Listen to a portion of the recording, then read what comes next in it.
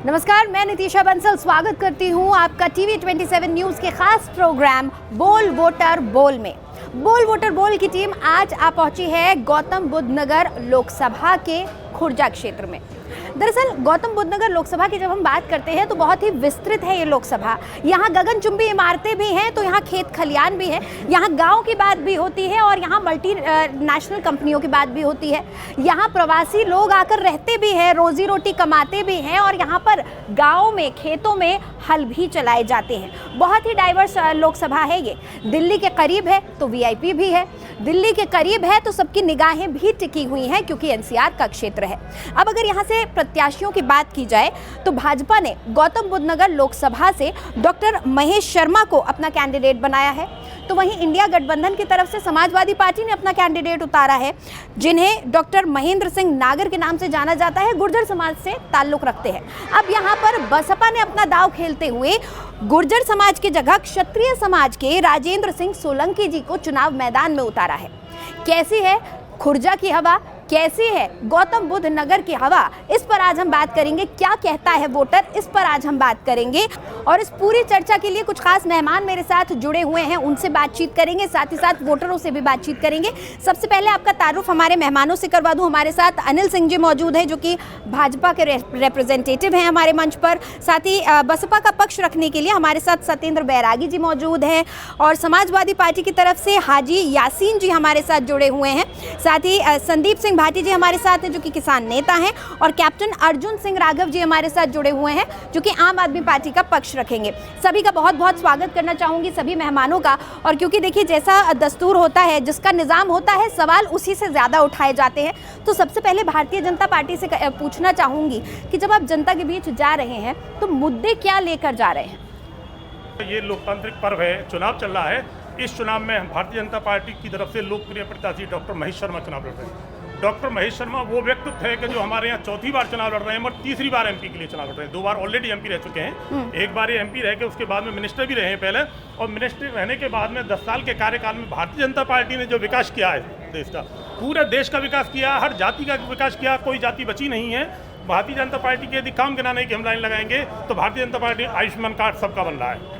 Bharatiya Janata party की तरफ से प्रधानमंत्री आवास योजना सबकी बन रही है, हिंदू मुस्लिम किसी का कुछ नहीं। उपलब्धियां गिना रहे हैं, मुद्दे क्या है? मुद्दे क्या है? जनता को जाके क्या? हमारे पास मुद्दे, हमारे पास ये उपलब्धि है जो हमारे द्वारा कार्य करा गया है, उस कार्य के बेस पे हम जनता से वोट मांगने आए हैं। हमारे द्वारा अभी कार्य में सुधार, जैसे हमें एयरपोर्ट बनाया है, डॉक्टर महेश शर्मा की एयरपोर्ट बनवाने में बहुत बड़ी भूमिका थी, क्योंकि एयरपोर्ट तो बनना था मगर एयरपोर्ट कहाँ बनना था ये तय होना बहुत बड़ी बात थी। उस समय डॉक्टर महेश शर्मा मिनिस्टर थे, उड्डयन मंत्री थे, उनका यही विभाग था और डॉक्टर महेश शर्मा ने अपने प्रयास करके इस एयरपोर्ट को अखिलेश चंद्र जी ले जाना चाहते थे आगरा और इटावा की तरफ, हरियाणा गवर्नमेंट ले जानी चाहती रिवाड़ी, मगर डॉक्टर महेश शर्मा ने अपने प्रयासों से इसे जेवर में एयरपोर्ट बनवाया, जो एयरपोर्ट हिंदुस्तान के लिए पूरे खुर्जा का और एनसीआर की अलग तस्वीर बदल के रख देगा। और उसकी स्थिति यह थी कि फाइल वो ऐसे घूम रही थी, कुछ अड़चन आती है कि एयरपोर्ट बनेगा तो एयरपोर्ट 70 किलोमीटर की दूरी पर पड़ता था, जबकि एयरपोर्ट 150 किलोमीटर के अंदर में नहीं बन सकता दूसरा एयरपोर्ट। पर क्योंकि महेश शर्मा उस समय उड्डयन मंत्री थे, उन्होंने कुछ कानून में लचीलापन लाए और ये समझ लीजिए मोटे शब्दों में कि महेश शर्मा ने ये करा कि जो एयरपोर्ट की फाइल इधर से उधर घूमती थी उसमें रश्मि रति की एक लाइन विपक्ष को आप बता रहे हैं कि कानून को बदल दिया। नहीं, ये कानून बिल्कुल यही तो हमारा है कि हमने अपने क्षेत्र का विकास करने के लिए मुद्दा नहीं, हम उस दम पे मांग रहे हैं वोट कि वर्षों तक फाइल जो थी कि वर्षों तक वन में घूम घूम उसकी स्थिति ये थी कि एयरपोर्ट की फाइल वर्षों तक ऑफिस में घूम घूम बाधा विघ्नों को चूम चूम से धूप धाप पानी पत्थर महेश शर्मा ले आए एयरपोर्ट जेवर। ठीक है, देखिए वैसे तो मुझे पहले विपक्ष से और तमाम पार्टियों से पूछना चाहिए कि क्या मुद्दे हैं, वो किन मुद्दों को लेकर जनता के बीच जा रहे हैं, लेकिन अब क्योंकि जेवर की बात आ गई है तो किसानों से जानना बहुत ज़रूरी है। जेवर एयरपोर्ट विकास का मुद्दा ज़्यादा है या फिर उन किसानों का जो कि अभी भी कई जगह पर प्रदर्शन कर रहे हैं, कई जगह पर अभी भी भूमि अधिग्रहण को लेकर आंदोलन हो रहे हैं? अभी भी किसानों की बहुत समस्याएं हैं, किसानों के साथ बहुत छल किया जा रहा है। अभी भी जो किसानों को मुआवजा उचित रेट पर नहीं दिया जा रहा है, जो सरकार ने कहा था उसके हिसाब से कोई मुआवजा नहीं दिया जा रहा है। गौतम बुद्ध नगर में ही अभी मेरा गांव फलेदा है, यानी आपके लिए विकास नहीं है? नहीं, अभी सुन लीजिए। हाँ। कहा गया था कि हम जो 4 गुना देंगे, जो सर्किल रेट है उसके 4 गुना देंगे। सर्किल रेट से केवल सर्किल रेट के हिसाब से पैसा दिया गया है। फिर कहा गया था कि हम एक आदमी को नौकरी देंगे और मकान देंगे, आवासीय कॉलोनी में आपको जगह दी जाएगी। ना तो आवासीय उसमें कोई जगह दी गई है, ना किसी को नौकरी दी गई है और किसानों के साथ छल किया गया है। मंच पर इस वक्त हमारे साथ बसपा भी मौजूद है। बसपा इस बार न पक्ष के साथ है, सत्ता पक्ष के, न विपक्ष के साथ है। बसपा बहुत दिनों तक शांत भी थी। आपने देखा होगा मायावती जी कुछ खास बोल नहीं रही थी, मीडिया में भी नहीं आ रही थी और अब उन्होंने अपने प्रत्याशी उतारे। उन्होंने एन मोमेंट पे कहा, एन वक्त पे कहा कि हम अकेले चुनाव लड़ेंगे। कितनी मजबूती दिख रही है। अब आपके क्या मुद्दे हैं? देखो, मजबूती तो साफ दिखाई दे रही है। जैसा अभी हमारे बड़े भाई अनिल जी ने बताया है कि नियम तोड़ मरोड़ के इन्होंने क्या कराया क्या नहीं कराया, यानी नियम तोड़ने मरोड़ने की आदत इनकी रही है। अभी मेरी बात पूरी नहीं हुई है, अभी 2 मिनट समझे। अभी एक नियम आया था हाई कोर्ट सुप्रीम कोर्ट से SC ST पे, तो उस पर इन्होंने अध्यादेश लेके आए। अध्यादेश लेके आए, वहाँ भी राजपूत चुप रहा। अभी इन्होंने राजपूतों का नंबर लगाना शुरू कर दिया, टिकट काटने शुरू कर दिए। अभी हमारे जनरल VK सिंह जो 5 लाख प्लस वोटों से जीते हैं, पूरे प्रदेश में सबसे बड़ी जीत थी, उनका टिकट काट दिया गया। और जहाँ जिस प्रत्याशी का सबसे ज़्यादा, महेश शर्मा जी का गौतम बुद्ध नगर पर सबसे ज़्यादा विरोध हुआ, सबसे ज़्यादा विरोध होने के बावजूद उस प्रत्याशी का टिकट नहीं काटा गया। इस वजह से समस्त राजपूत समाज अब की बार राजेंद्र सोलंकी जी को वोट दे रहा है, तन मन धन से वोट दे रहा है। और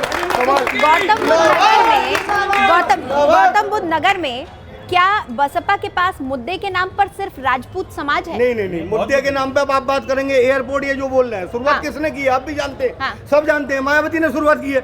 उस एयरपोर्ट के लिए शुरुआत में अध्यादेश जो सबसे पहले लेके आई गवर्नमेंट, वो मायावती थी। का एजेंडा है, सबसे पहले मायावती जी लेके आई है सबसे पहले। तो ऐसा नहीं है, सरकारें सब विकास करती हैं, सभी सरकारें विकास करती हैं, रेगुलर करती हैं, लेकिन सबका साथ सबका विकास कहने वाली पार्टी ठाकुरों को एक साइड में ढकेल दिया। किसका साथ किसका विकास हो रहा है? ठीक है। इंडिया गठबंधन की बात कर लेते हैं। समाजवादी पार्टी का प्रत्याशी गौतम बुद्ध नगर से उतारा गया है गठबंधन के तहत, जो आपकी सीटें डिस्ट्रीब्यूट हुई हैं। इंडिया गठबंधन की कहें या समाजवादी पार्टी की कहें, क्या मुद्दे हैं गौतम बुद्ध नगर को लेकर? देखिए, सबसे पहले मैं भाई का जवाब दूंगा।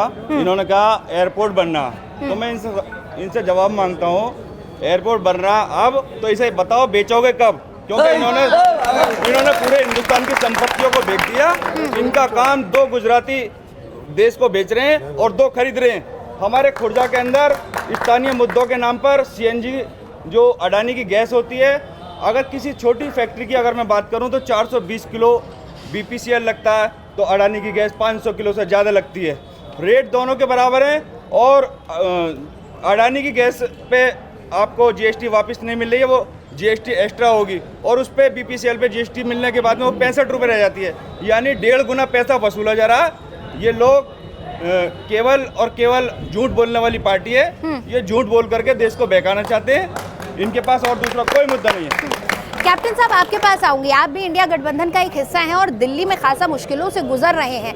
यहाँ जब गौतम बुद्ध नगर में चुनाव हो रहा है तो आप लोग भरपूर साथ एक दूसरे का दे पा रहे हैं? बिल्कुल दे पा रहे हैं, बिल्कुल दे पा रहे हैं। हम बहुत से मुद्दों पे और करीब सभी मुद्दों पे एक है, क्योंकि बीजेपी का अत्याचार है। जैसे भाई साहब बता रहे हैं एयरपोर्ट अडानी को पहले ही बिक गया। जो हमारे समाजवादी पार्टी वाले साथ कह रहे हैं, वो तो पहले बिक गया है, क्योंकि बनाई उनके लिए, उनका ही काम होगा। हाईवे बनेंगे तो उनके लिए बनेंगे।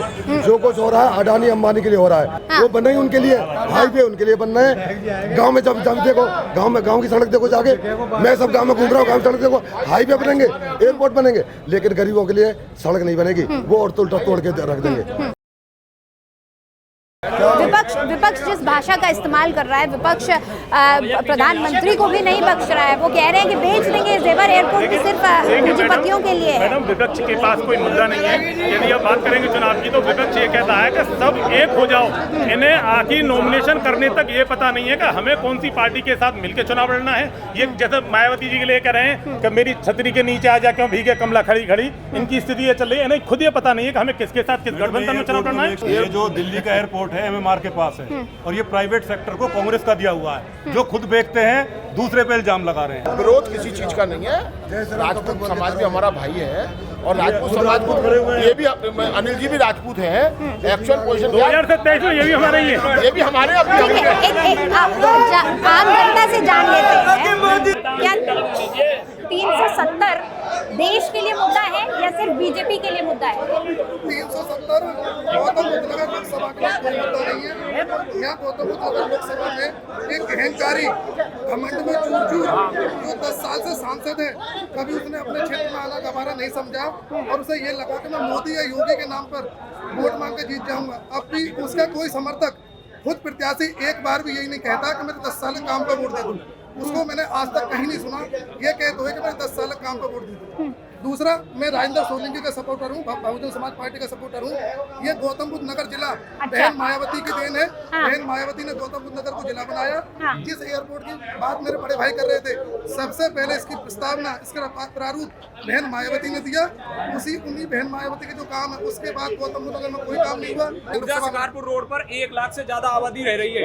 महेश शर्मा अब की बार चौथी बार चुनाव लड़ रहे हैं यहाँ से, और एक भी बार अभी तक इधर रोड पे वोट मांगने तक नहीं गए। किसानों के लिए क्या मुद्दे हैं यहाँ पर? ये गगनचुंबी इमारतें, हाईवे, क्या ये आपके काम के? ये आरसीआर लाने का काम बहन जी का करा, एयरपोर्ट लाने का काम बहन जी का करा। और फिर मैं ये कह रहा हूँ, जो बूढ़े आदमी 4-4 बार सांसद रहेंगे, टिकट दिया जाएगा तो ये यंग बच्चे कहाँ जाएंगे साहब? हम तो ये कहें सत्ता में परिवर्तन होना चाहिए। सत्ता में परिवर्तन होना चाहिए। आप एक बात बताइए, बार बार बात हो रही है यहाँ पर बहन जी के सपोर्टर्स बड़े नजर आ रहे हैं। आप लोग समाजवादी पार्टी पहले बात करती थी MY फैक्टर की, मुस्लिम और यादव वोट बैंक की। अब इस बार नारा बदल दिया गया है, अब PDA के नारे को लेकर चल रहे हैं। जनता तो कुछ और ही कह रही है। हमारा गठबंधन समाजवादी पार्टी, कांग्रेस पार्टी और आम आदमी पार्टी से है, और इधर बीजेपी वालों का गठबंधन ED से है, CBI से है, इनकम टैक्स से है, और BSP की B टीम मायावती से है। आपको बी पार्टी खाना क्या है? बीजेपी जनता इस बात को पूछे, किसानों का मुआवजा, जमीन छीन ली गई है, मुआवजा आज तक नहीं मिला। डॉक्टर साहब ने यहाँ पे कहते कलेक्टर ऑफिस में फोन करने की हिम्मत नहीं किया कि मुआवजा तो 3 महीने से 4 महीने हो गए, कोर्ट ने आदेश दिया है मुआवजा 272 किसानों का। और एक बात कहता है, इस क्षेत्र का सबसे बड़ा सम्मान हमारा चावड़ मंदिर, ये सरकार तोड़ रही है। और 500 साल पुराना मंदिर है, 500 साल। ये जय श्री शर्म आनी चाहिए इनको, जय श्री राम का नारा लगा मंदिर तोड़ रहे हैं। आप बीजेपी की बी पार्टी है क्या? मैं बहुजन समाज पार्टी से हूँ, यहाँ विधानसभा प्रभारी हूँ खुर्जा पर। और मैं ये कहना चाहूँगा कि बीजेपी पार्टी मात्र केवल जुमलेबाज पार्टी है। और आदरणीय सांसद महेश शर्मा जी के लिए मैं कहना चाहूँगा कि अगर ये इस क्षेत्र में लोकसभा गौतम बुद्ध नगर में विकास कार्य कराते तो आज जनता इनसे सर्व समाज नाराज नहीं होती। ठाकुर समाज जिनकी बीजेपी में गिनती होती थी, आज अगर ये अच्छा काम जनता के साथ करते, अच्छा व्यवहार करते, उनके साथ शोषण नहीं करते, तो ठाकुर समाज कभी बीजेपी छोड़कर बहुजन समाज पार्टी में नहीं आता। आप लोग अभी कह रहे थे कि बसपा बीजेपी की बी पार्टी है, बसपा तो बीजेपी को जुमलेबाज बता रही है। 412 ना, ये भी जुमला ही है, क्योंकि ये तो नहीं, तो बसपा बीजेपी की बी पार्टी है या नहीं है? वो है नहीं है, हमें तो कुछ नहीं है। ये धर्म के नाम पर राजनीति, जाति के नाम पर राजनीति, बीजेपी है। हम इसमें राजनीति नहीं करते। समाजवादी पार्टी इसमें राजनीति शिक्षा की बात करती है, स्वास्थ्य की बात करेगी। बंसी सिंह पाड़िया पूर्व विधायक हूँ, MLA इनका, MP इनका, चेयरमैन इनका, देश में प्रदेश में डबल इंजन की सरकार इनकी। और एक बार नहीं 4 बार महेश शर्मा लड़े। ये लोग जुमलेबाज हैं, लुटेरे हैं, झूठ बोलते हैं। हिंदू मुसलमान, मैं कह रहा हूँ वोट देने का अधिकार सबका है, लेकिन किसी की टोपी उठाने का अधिकार भाजपा कर रही है। आज राजपूत समाज की जो टोपी उठा लिए और जिस तरह शोषण किया किसानों का, मजदूरों का, नौजवानों का, आज महंगाई, आज बेरोजगारी चरम पे है। इनको शर्म आनी चाहिए, इन्हें गद्दी से इस्तीफा देना चाहिए। रही बात भाजपा की, बसपा की, बसपा और बीजेपी में कोई ज्यादा फर्क नहीं है, लोग मिले हुए हैं। जहाँ तक ED self tax, income tax की बात है, जीत चाहे जिसके यहाँ, आज रिक्शे वाले ने भी स्वीकार कर लिया है कि ये बदले की भावना से काम करते हैं। दूसरा, मैडम मैं एक बात कहना चाहता हूँ, मैं बेईमान हूँ, मैं चोर हूँ, मैं कांग्रेसी हूँ, मैं बसपाई हूँ, मैं जनता दल का हूँ, और इनकी मशीन, वॉशिंग मशीन में जाके मैं शुद्ध हो जाता हूँ। एक बात बताइए,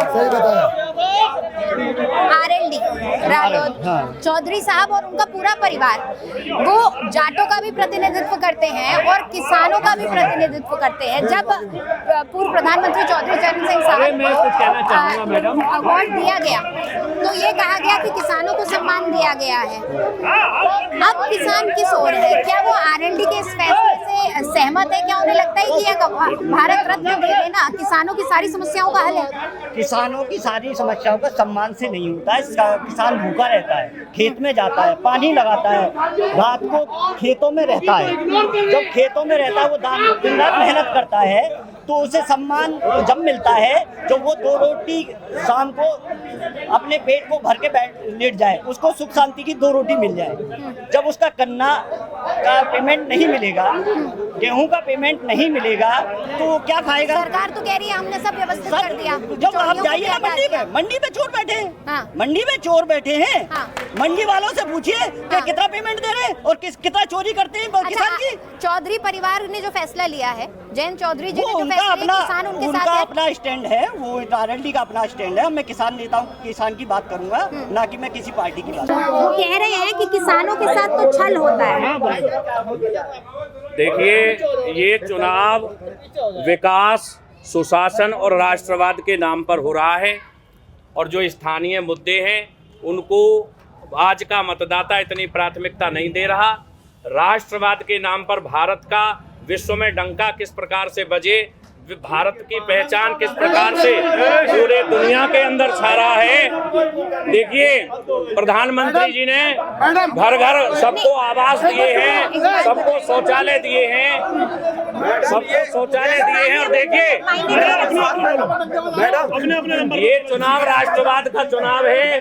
अयोध्या में भगवान राम का मंदिर बना है, धारा 370 हटी है और इनके नेता आधे से ज्यादा जेल में और आधे से ज्यादा बेल पर है। खुर्जा के अंदर ये अपना रोडवेज से लेकर के वाल्मीकि चौक तक, दाताराम चौक तक नई सड़क का निर्माण हुआ है। जाकर के देखिए, शिवपुरी रोड पर किला रोड बना है आज ही 15 दिन पहले।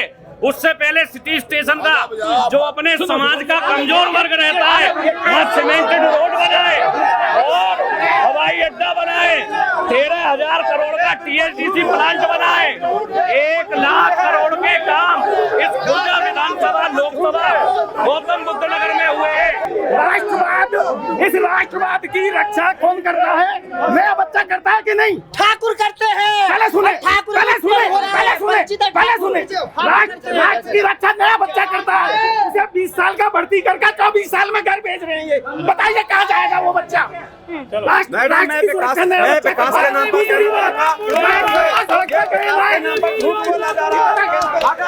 इस क्षेत्र के लोकसभा सांसद महेश शर्मा जी विकास करते तो जनता नाराज नहीं होती। मात्र उन्होंने, कहना चाहूंगा, मात्र उन्होंने अपना विकास किया है। जिनके 4 अस्पताल थे आज उनके 25 अस्पताल हैं।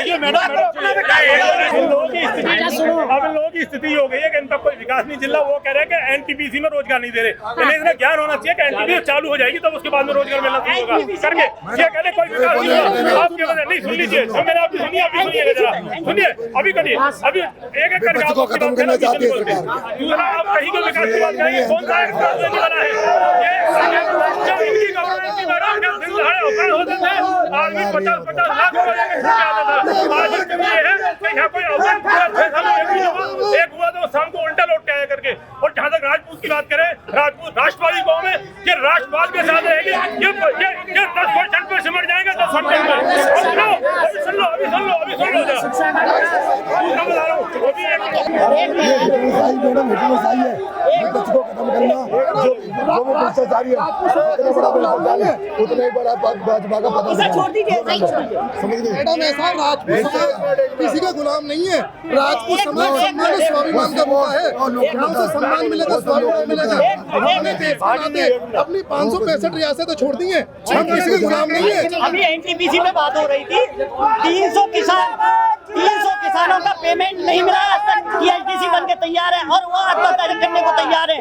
जब TSDC के ने किसानों को अपना पेट जिससे भरते थे वो चला गया। देखो मैं आप सबको बता दूं जी 2022 में भी हम राजपूत थे, 27 में भी राजपूत रहेंगे, लेकिन आज हम राजपूत हैं।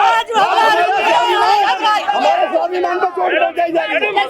आम जनता क्या कहना चाहती है उसको हम सुन लेते हैं। कहिए मैडम, पहले ऐसा था जब मुलायम सिंह की अध्यक्ष जी की सरकार थी, कभी भी चोरी आती डकैती आती, हम गाड़ी लेके निकले, में गाड़ी लेके छीन के चले गए।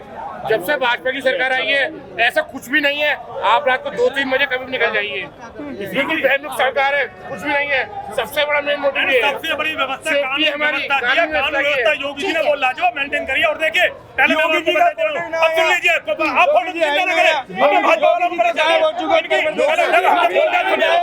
हमारी जब इनकी गवर्नमेंट थी तो आपने देखा होगा एक बार नोएडा अथॉरिटी का चेयरमैन राकेश बहादुर था। ये क्या कर राकेश बहादुर को नोएडा अथॉरिटी का चेयरमैन को अतीक अहमद ने फोन करा और अतीक अहमद ने उनसे कोई काम बताया, काम नहीं करा, तो अतीक अहमद ने नोएडा अथॉरिटी के चेयरमैन पे घर पे आके अभद्रता करी थी। और नोएडा अथॉरिटी का चेयरमैन IAS एसोसिएशन का अध्यक्ष भी था, मगर उनके खिलाफ वो एक FIR नहीं कर पाए थे। दूसरा, एक बार मुख्तार अंसारी ने मऊ कोतवाली में ताला डाल दिया मैडम, और कोतवाली में ताला डालने के बाद में कष्ट में होते हैं तो पुलिस को याद करते हैं, तो पुलिस बंदक पड़ी हुई थी। उसके बाद में देखिए इन पे कोई लाठी चार्ज नहीं हुआ था। जुमलेबाजों के पास कुछ भी नहीं है, वो गुंडे नहीं थे, इनसे पूछे क्या वो गुंडे नहीं थे। और योगी ने गुंडे की क्या हैसियत दिलाई करके ये गुंडों को बढ़ाना चाहते हैं, ये लोगों को लुटवाना चाहते हैं। सुनो, जिस समय जो राजपूतों की बहन और माताओं पे उंगली उठाई है कि अंग्रेजों से बेटी और रोटी का संबंध है, हमारा बेटी से रोटी से संबंध नहीं है। हमारी माता बहनों ने 16,000 रानियों ने जौहर किया था मुगलों से लड़ाई में।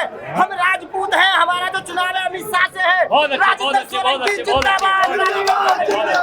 आने कोतवाली के ठेके छोड़े जाते थे, इस प्रकार से पूर्ववर्ती सरकारों में दुराग्रह पूर्ण कार्य होते थे। माता बहनें सुरक्षित नहीं थी, रातों को निकल नहीं सकते थे, ऐसा भय मुक्त ऐसा भय के साथ वातावरण था। आज हमारे प्रदेश में कहीं दंगे नहीं होते, कर्फ्यू नहीं लगते, बहनों के साथ छेड़छाड़ की घटनाएं नहीं होती। जिस समय पहली सरकारों में अखबार खोल के देखते थे उस समय पता चलता था कि उस जगह रेप हो गया, उस जगह डकैती हो गई। आज अखबार खोल के देखते हैं तो पता चलता है कि अगले चौराहे पे ही उन लोगों का ढेर कर दिया जाता है। सबसे बड़ा चिकित्सा का विकास है, शिक्षा का विकास है, आज तक जो कभी नहीं हुआ। बताइए आपको आज तक कभी हर जिले में आप इससे पहले हर जिले में इससे पहले आप कभी देखा है? ये देखिए मैं बता रहा हूँ, जनता के लिए कोई कार्य नहीं हुआ, सिर्फ हिंदी मुस्लिम का विकास किया गया है। एक मिनट मैं जनपद बुलंदशहर का गांव वाजिदपुर का रहने वाला हूं और उसी गांव वाजिदपुर के सामने कैलाश हॉस्पिटल बना हुआ है। वहाँ कट नहीं बनाए गए, गांव खत्म कर दिए गए। विकास के नाम पे डकैती डालने का काम है, कोई विकास नहीं, कोई काम नहीं, पूरे 10 साल में कोई काम नहीं। मौजूदा सांसद डॉक्टर महेश शर्मा जी को फिर से बीजेपी ने टिकट दिया है, लेकिन कहीं ना कहीं लोगों में उनके प्रति आक्रोश भी देखा जा रहा है। गौतम बुद्ध नगर की अगर बात करें तो यहाँ पर राजपूतों को खास तौर पर आवाज उठाई जा रही है, राजपूत समाज के नाम पर आवाज उठाई जा रही है। देखना होगा कि केंद्रीय मुद्दे इन चुनावों में गौतम बुद्ध नगर में हावी रहते हैं या फिर राजपूत समाज का मुद्दा लाया गया वो हावी रहता है। कल फिर मिलेंगे आपसे किसी और लोकसभा में बोल वोटर बोल के साथ।